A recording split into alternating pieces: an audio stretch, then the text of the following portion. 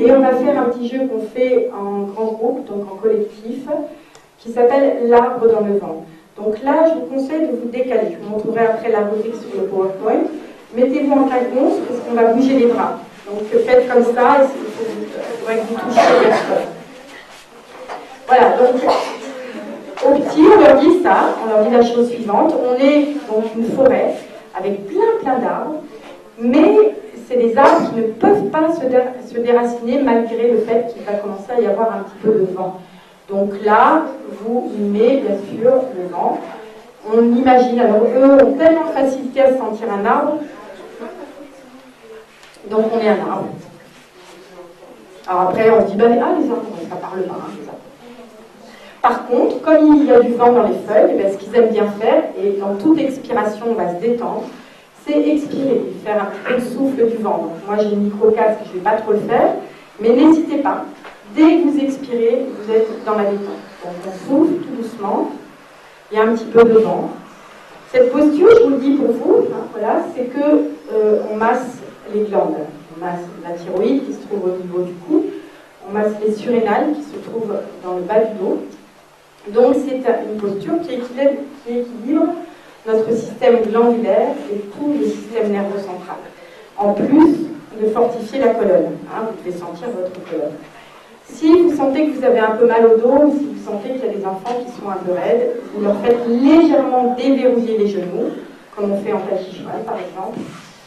Et là, fixez un point.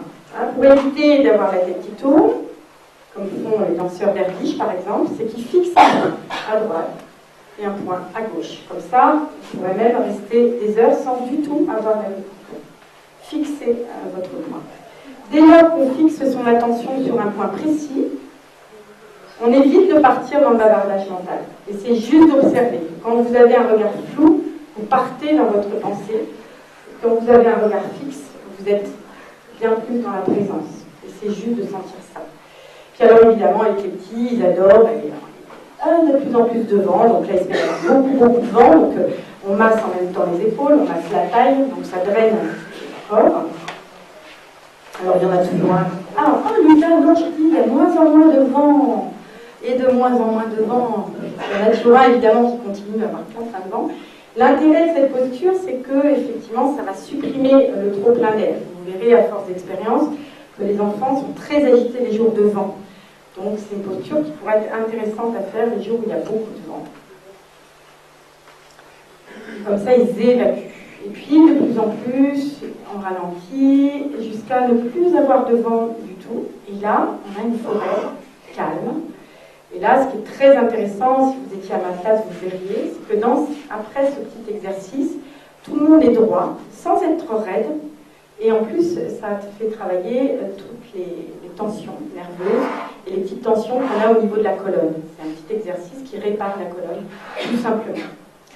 Voilà, donc ça, c'est un exercice, l'arbre dans le vent, qui est très intéressant à faire en collectif.